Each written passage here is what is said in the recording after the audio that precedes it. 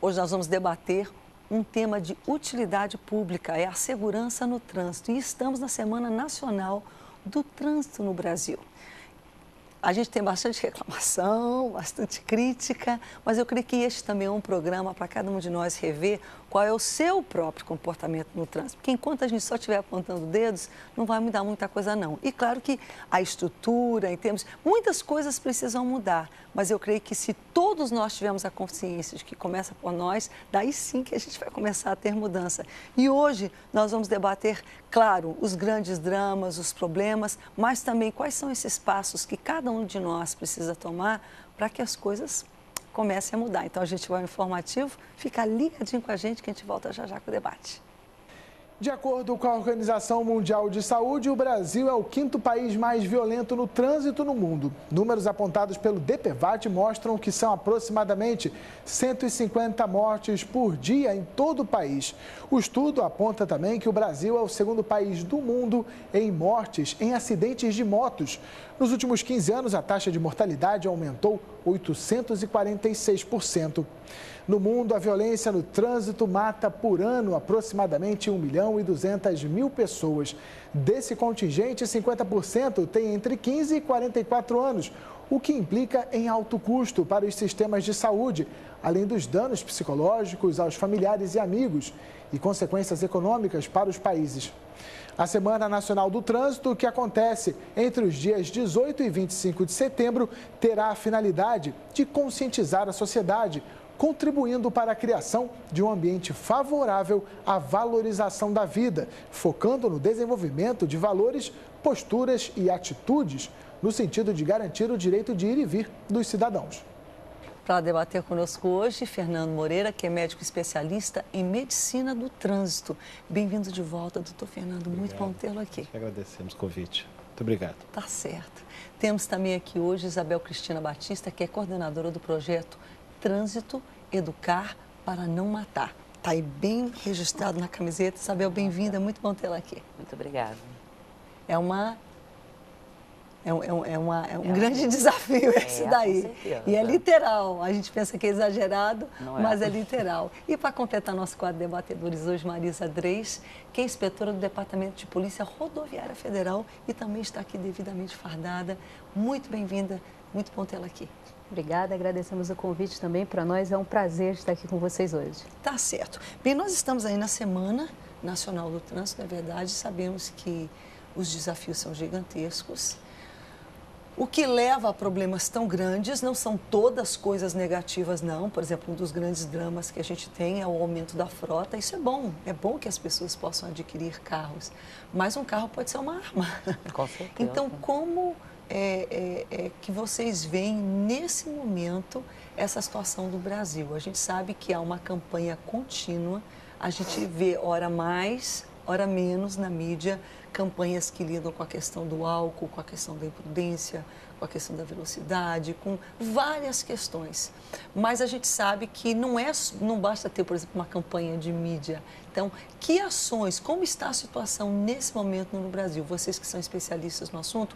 E, infelizmente, a gente, por uma questão mesmo aqui, nós não vamos ter o doutor Fernando, quem sabe, todo o tempo do programa, então eu vou fechar um pouquinho em cima dele nesse momento e depois a gente continua, porque nós vamos estar aqui o restante do tempo. O senhor trabalha especificamente, doutor Fernando, com a questão da segurança no trânsito. Qual é o raio-x que o senhor vê agora? E, claro, para onde que o senhor aponta que há soluções para essa situação mudar? Realmente o tema é muito importante, Rebeca, parabenizando mais uma vez a abordagem desse tema. Num momento tão especial como é a Semana Nacional do Trânsito, né?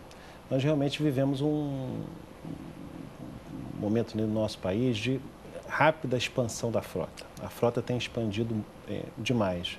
Com relação, por exemplo, ao veículo mais perigoso, que tem mais riscos envolvidos, que são as motocicletas. Essa frota aí... Estão crescendo assim, cerca de 1 milhão de motos novas todos os anos. Um pouquinho mais, um pouquinho menos, dependendo do ano, mas na casa de 1 milhão de motos novas. E nós não estamos, ao mesmo tempo, desenvolver a cultura da segurança viária. A gente não tem isso, né? Você vê em grande proporção nos municípios, especialmente no interior do país, né? Nós temos uma grande presença de condutores que sequer têm habilitação. E quando a gente, perdão lhe interromper, mas quer ver uma coisa interessante? Já começando um parênteses, quando a gente fala de regras, de norma, de engenharia de trânsito, a gente pensa logo em cidade grande, em metrópole, Rio de Janeiro, São Paulo, BH, Manaus, Belém. Não. A engenharia de trânsito ela tem que existir, em toda cidade, independente do tamanho. Exatamente. O Brasil tem mais de 5.500 municípios, né? E nós precisamos que a circulação das pessoas seja segura, uma mobilidade saudável em todos os lugares, né? As pessoas vivem nos municípios, né?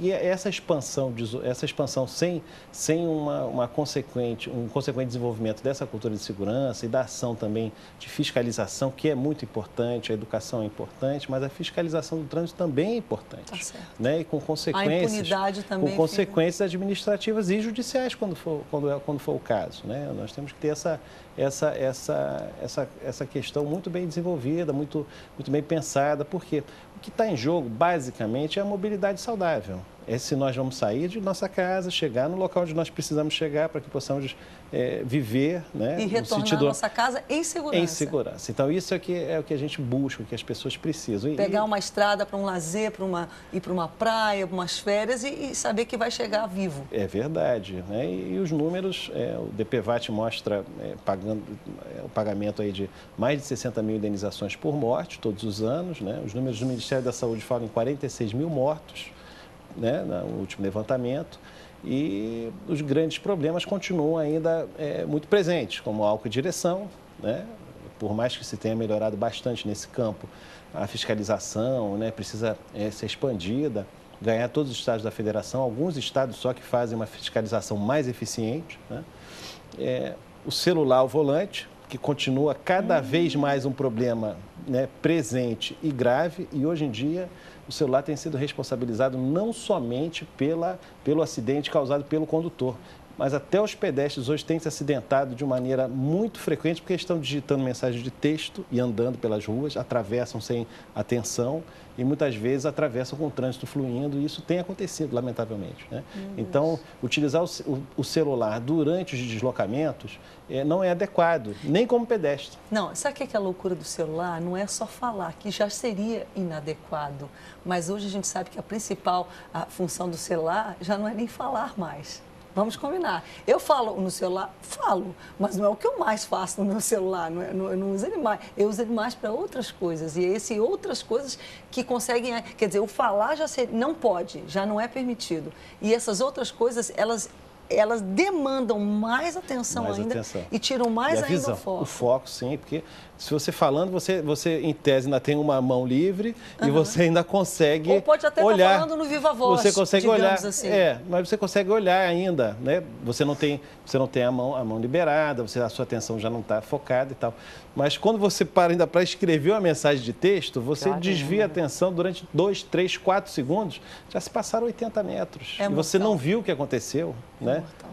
Realmente, hoje algumas pesquisas já equiparam essa situação do risco de digitar uma mensagem de texto no celular enquanto você dirige, uma embriaguez pronunciada. É o mesmo tipo, aquela embriaguez assim que a pessoa está num estado de intoxicação muito pronunciado. Então, alguém que diz, não, eu jamais dirigiria embriagado. No entanto, digita ou olha uma foto, olha rapidamente uma mensagem de texto que chega no seu celular e está correndo o mesmo risco. Risco equivalente. O comportamento é equivalente. É um risco equivalente, é verdade.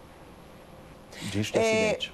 Perdão, meninos, porque, por exemplo, ele já tocou na área de vocês duas e num contexto normal eu já estaria distribuindo o debate, mas já que a gente vai ter a ausência dele, deixa eu só fazer uma pergunta. Eu percebo, o senhor falou sobre a questão da educação.